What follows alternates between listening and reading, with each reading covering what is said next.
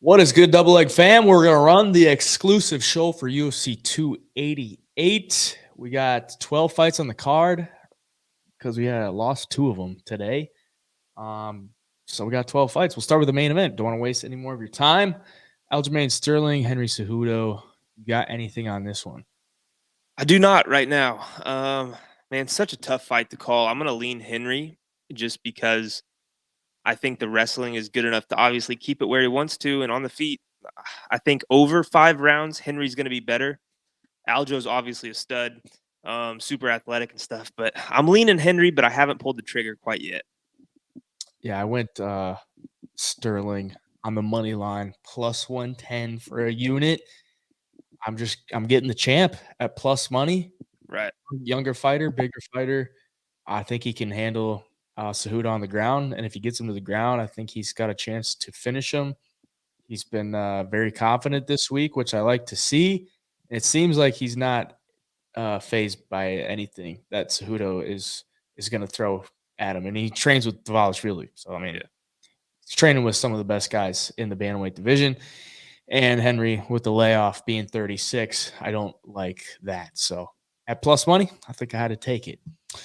Bilal Muhammad, Gilbert Burns. I'm on Bilal Muhammad in this one. And after what just kind of got surfaced in the past couple hours about Bilal Muhammad's possible ankle injury, I'm not feeling great about it, but I put it down. That's my play. I got Bilal Muhammad on the money line at plus 120 because I just think he just knows how to win. And in this spot, I think he's got the tools to find a win. He not necessarily the tools to overpower Gilbert Burns in any way, but I think as the fight goes on, he could take over, especially in later rounds. I also got over 4.5 rounds in that fight at minus 128 for a unit. Both guys are pretty durable. Bilal Muhammad is going to have to be the more durable guy, but Gilbert is still fairly durable, and I think if it does go into the fourth or the fifth, Gilbert will have enough where he's not going to get finished, and I think Bilal is going to be fresh enough where he doesn't get finished in the first couple of rounds. So when Gilbert's most dangerous. So those are my plays. But yeah, after seeing Bilal Muhammad's ankle like swollen or something, and I'm not walking on it, I'm like, I don't really like that much. But sometimes it's all like he just doesn't even Yeah. matter. But we'll see. We'll see. If I lose my bets off of that, I'm gonna be pissed. But you got anything? Yeah, I'm on Gilbert Burns for a unit or 1.25 units because man, Bilal's good everywhere, but he just I mean, we saw it against Brady in he had that killer instinct, went and got the finish, and he looked really good against Wonderboy Thompson, but Gilbert's just such a savage everywhere. On the feet, he can find the chin. If it does go to the ground, Gilbert is I mean, he's nasty. Hamzat didn't want to follow him down to the ground. I just see Gilbert having, the bigger moments in this fight. And we know the judges are looking for damage. I do think this one probably goes the distance. Both guys are tough as nails, but something's just telling me Gilbert is going to make a run at this title. He's hot right now. He's been training his ass off, as has Bilal. The odds are spot on at nearly a pick 'em though, but I got to rock with Gilbert right now.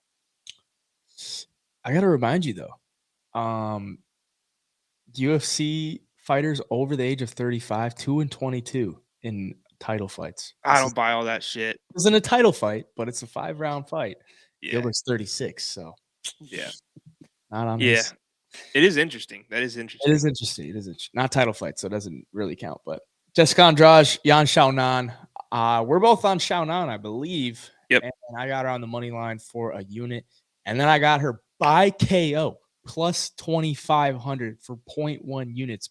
Plus 2,500 was unbelievable. I couldn't believe what I was seeing. Some other books were like plus 900 and plus 2,500. You have to sprinkle a little bit on that. So I took it. Andrade has been finished before a couple of times by KO. She's been knocked out 4 times, 3 times in the second round, 1 time in the first round by another Asian Chinese fighter, woman fighter, Zhang Wei Li. So it could happen. The value on her as the underdog here is too much, so I had to play it. What do you think? Yep. My exact thoughts. And I think this could be like a big parlay buster of the week is Jessica Andrade. People putting her in the parlay. Everybody knows her for those strong performances she had, but in her last fight, man, she did not look good. On the feet, she was getting touched up by Aaron Blanchfield, who's a savage on the ground, not really known for her stand up yet. So it makes me a little nervous going against Jan, who, is good on the feet. She's going to be 4 to 5 inches taller, and yeah, I mean, I just don't see Andrade having an easy time with the style of Jan Shannon. So plus 165 on the money line sound good enough to me for 1.5 units. We're going big on these dogs this week. We're going to try to cash out. So had to take her. Let's go. Mozar Evloev, Diego Lopez. I got nothing on this one. What about you? No, nothing at all. Nope. Yeah, I'm going to sit back and watch Mozar cruise to a decision victory, probably. Sniff his crotch for 3 rounds. 3 rounds straight. Kron Gracie, Charles Jourdain. I got nothing as far as the fighter goes on either side. What do you got? Oh yeah, I'm taking the dog here again. Man, Jourdain 4-5 or something in the UFC just hasn't impressed me. I mean, people love him, and I think it's for stuff, his personality and stuff like that, and some of the wars he's been in. And he's obviously going to be the better striker here, but he overextends and he makes mistakes on the feet that allows him to get taken down. I think he's given up like 22 takedowns in the UFC, something like that. And Gracie's not like a wrestler where he's going to shoot double legs and slam you on the ground, but he might pull guard or he might duck under a punch and sneak to the back. And if he gets to the back on Jourdain, it's over, I believe. So had to take him at this big of a plus money. He is plus 155, I believe. Plus 160, 1.5 units, bet openly. I like it. Like I said, I don't have a side, but we will go over the NHA props right now. So we got in a 2-teamer over 75.5 significant strikes for Gilbert Burns, 5 rounds. Bilal Muhammad's pretty hittable. I think it's going to stay on the feet, so I'll take that. Pair that with over 63.5 significant strikes for Jessica Andrade for 3.2x for a unit. I think that's going to be a stand-up battle as well. Andrade, ton of volume. Shannon, pretty durable. Then we got those 2 props. Pair those with under 10 minutes of fight time, Charles Jourdain, and under 70.5 significant strikes for Henry Cejudo. I think the finish is definitely live in the Jourdain Gracie fight, and Cejudo. I think Aljo can steal a whole round if he's on your back. So I don't think Cejudo's going to be able to land like that much on the feet. Being the shorter guy as well, is probably not going to be able to reach him as much. The fight could end early too. I mean, I think it's the under is definitely the play there for the 6 strikes.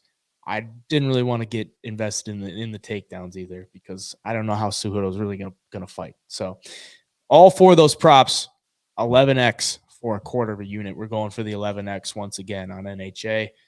We'll keep her moving in the feature prelim. Drew Dober, Matt Frivola.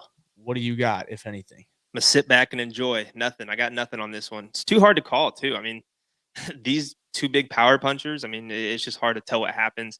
You would think this thing goes under the 1.5 rounds, but both dudes are so tough as well that, this could be all the way fight tooth and nail to the finish. So I couldn't get a good read. I'm going to sit back and enjoy it. Yeah, I don't have a side, but the only thing I got on this one is under 40.5 6 strikes for Drew Dober, because I don't think Matt Frivola can take that many 6 strikes from him because Drew Dober throws with intentions, and Frivola's been knocked out twice in the first round. He's also got the capability to knock out Drew Dober, which is probably not going to happen, but he's also got the takedown ability. So if he takes down Drew Dober's not going to be landing. So I think under 40.5 6 strikes there is a solid play. Unless it goes, the distance and he's just kind of having to chip away. But it's set at 1.5, so odds are it's not gonna go the distance. So under 40.5 there. We'll keep her moving. We got Devin Clark, Kennedy, and Zechiku. You got anything on that one? I don't. It's the same thing, man. It's Devin Clark could just grind him down and win a decision, or Kennedy could come out there and get some kind of finish. So I couldn't get a read on it. I wanted to get to Devin Clark all week. I saw that you did. So I'll be rooting for him for sure. And he's definitely got a path. If he can just wear Kennedy out, I think he can win the fight. But I just wasn't quite confident enough to drop some money on it. Yeah, I went with Clark moneyline plus 168 for a half unit. And then I did Clark by decision plus 280 for a half unit. in all actuality, I don't think he finishes Nzechukwu, but if he's gonna be able to push the wrestling, get the takedowns, he could have success because Yeah. Ion Cutelaba got him taken down, won the first round, and then just kind of gassed out in the second after he got clipped. So I think Clark's got much better cardio, Yep. and I think he can take down Nzechukwu because he's a tall dude. It's tough for him to get back to his feet. He can just kind of chain wrestle, hold him up against the cage. Just don't stay at range and get picked apart. I also took under 43.5 sig strikes for Nzechukwu. So if he does knock him out in like the first or second round, he's probably not going to put up that many. And if you look at Devin Clark's fights, he doesn't get hit all that often. Like in his fights, he's clinching up guys. And if he does get knocked out, it's usually later in the fight. But I don't see Nzechukwu being able to put up that many sig strikes if Clark's going to be pushing that clinch and that wrestling. So I hopefully, could see, I could see Kennedy gassing too. If I'm being honest, having to deal with that wrestling for 3 rounds, I could see midway through the second to the third him being pretty tired. yeah, that'd be great. Chaos Williams, Rolando Bedoya. What do you got on that one? Couldn't believe my eyes that Chaos was plus 190 in round 1 for a KO. So I took it plus 190, and I also took him in the second round by KO in case it makes it there for plus 650, both for a quarter of a unit. I could see either one of those happening, so I had to pull the trigger at plus money. Yeah, I took him in round 1 KO as well. I only got it at plus 180 for a half unit because, maybe Bedoya is a little bit durable. I mean, he gets hit a fuck ton, but Yeah. Chaos is he hits like a truck. So I would expect him to get that first round knockout. That's why I took it. And then I got him in a parlay just on the money line with Aliskerov. And I got him in a prize picks play as well, under 36.5 sig strikes. The way that he hits, it's probably not going to land more than that. So we'll take the under. Marina Rodriguez, Verna Janjiroba. I got Rodriguez by decision at plus 140 for a half unit. And then I got her on the money line at minus 130 for a unit. So going in a little bit there for a unit and a half on Rodriguez. I think she's much better on the feet. She's got better cardio. She's been fighting the better competition. And I think she can get this one done. Even if she does get taken down, I don't think she can get held down for that long. And she's just got to win 2 out of 3 rounds. So I'll take her. I thought she was a little undervalued in this spot too, considering what she's been priced at recently. So I'll take it. Yep. I'm on Rodriguez too. She's fought other grapplers before, and she's done pretty well. And she gets better as fights goes on. I think Verna's going to kind of slow down as this fight goes on. So if Rodriguez can just turn it up in that second and third round, I think she's got a great chance to win. I liked her. I like getting her down around even money. Minus 125, about as low as I could watch her get all week. So I pulled the trigger for a unit and a half, 1.25 units. I think it smacks. I think it'll be a good way to kind of get the prelims rolling a little bit. Parker Porter, Braxton Smith, going with the big boy Smith or no? No way. No way. No, I've only got a small 10th of a unit play on Parker Porter by round 2 sub at plus 1,400 because, man, we know that if he stands with Braxton, there's obviously a chance that Braxton gets the knockout here. And when Porter gets you down, man, he's a big dude, a strong dude. He's almost smothering. And I could see Braxton, not having that much octagon experience, giving his back up, getting mounted, and Parker Porter just, head and arm choke, rear naked, just something crazy, just smothering him with that shoulder pressure until he taps. So I could see it happening, dude. Parker Porter's better on the ground than people think. No, I mean, he's solid on the ground. The problem is Braxton Smith doesn't have a neck. Yeah, that's true. But he's also, I mean, he won't know how to react in those situations, I don't think. I think he's going to be super inexperienced on the ground. Oh, yeah. I'm not doubting that. But I got Parker Porter by KO for a half unit at plus 225.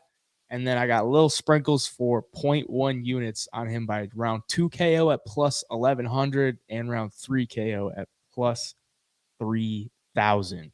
So I think one of us is hitting this. I mean, one of us is hitting this. Oh no, man. We gotta clench our cheeks for the first round. Hope Yeah. Parker Porter survives, and then he's going to take over. And I don't think that you can fit an arm under that neck, nor do I think he's like flexible enough to move any part of his arm. So, I mean, I just don't think he could sub him because I know Parker Porter's got that ability, but I just think he gets on his back, flattens him out, and just ground pounds him. I think it's that's as simple as it gets. Ikram Alaskarov and Phil Hawes. Who do you got in that one? I'm taking the dog. And I'm either going to look like a genius or an idiot here. But Phil Hawes has he was a national champion wrestler at Iowa Central Community College, which is a premier JUCO wrestling school in the U.S. And he's got damn good wrestling. And if he keeps it on the feet, I think he could wear Alaskarov down. Maybe. I mean, I know Phil Hawes doesn't have the best cardio, but I think it's good enough here that he's gonna give himself chances to find that big shot on the feet. Because I mean, Phil Hawes can crack. He's going to be the better striker. So I think at plus money, I think people might be a little too high on Alaskarov right now. So maybe he does come into the UFC, rattles off some wins, and turns into a monster. But I think right now he's getting a little bit too much love, and Phil Hawes is being a little bit too disrespected. So I'm going to fade the public here. Take Hawes plus 175 for a unit and a half, and also Hawes third round KO plus 2,000 for a 10th of a unit. I'm on the opposite side. I'm going to go with the Dagestani. You know me, I'm always, not always, but more than likely, I'm going to back the Dagestani boys, especially if it's a wrestling match. I don't care where the hell you went to college. All right. Dagestani wrestling's a little bit different. Combat Sambo champ. I'm going to take Ikram Ilaskarov. Got him in the parlay with Chaos Williams for even odds for a unit. And then I got the over 1.5 rounds in that fight for minus 145 for a unit. So I think it could be a bit of a back and forth as far as like the clinch and the wrestling goes. I don't think either guy's going to get finished because if you look at their finishes, Ikram's got like 2 finishes or 5 finishes in the first round, and Phil Hawes doesn't have many. I mean, he's only got 5 or 7 as well. So I mean, he's really, if he gets finished, it's going to be later. As of recently, he doesn't really get finishes, in the first round. So I'm going to say over 1.5, and I think that could be a little bit of a trend on this card. So Ikram's kind of built like Ben Askren, bro. Hey, man, we can't be making He's a little fat. He's a little fat. Well, when he's choking out your boy, then Joseph Holmes, Claudio Ribeiro. The only thing I got on this one is under 25.5 6 strikes for Ribeiro in the prospect play because that guy hits like a truck. Joseph Holmes, I don't think he's necessarily fully bought into this thing. I think he's probably getting cut after this if he loses. And if he does get a win, it's going to be a sub, and he's going to take him to the ground. Ribeiro's not landing strikes on the ground, so I'll take under 25.5 6 strikes for the Prize Picks play. Let's go over the Prize Picks plays real quick. So I got 2 of them this week. The first pairing is under 40.5 6 strikes for Drew Dober, and then under 25.5 6 strikes for Claudio Ribeiro. 3x for a unit. Second play under 43.5 6 strikes for Kennedy and Nzechukwu. Pair that with under 36.5 6 strikes for Chaos Williams, 3x for a unit. Let's stay hot with those. You got anything on the Holmes Ribeiro fight before we go? Under 1.5 rounds for 2 units. And honestly, man, I think both guys suck. I think they both suck. And I think one of them is going to make a mistake, and this thing's going to end in the first round. I'm going to lean Ribeiro by KO, but you never know. So yeah, we're gonna start the card hot with that one. I like it. Let's start it off with some violence early. Let's go, boys. UFC usually happens on the pay-per-view cards. It does kind of happen, yeah. It does tend to happen. UFC 288, 12 fights tomorrow. Gonna be a good pay-per-view. Hope we cash some tickets. Let's have a good week, eh? Let's have a good fucking week. Let's cash some tickets. We'll see you in a recap video. Till then, the double egg signing out.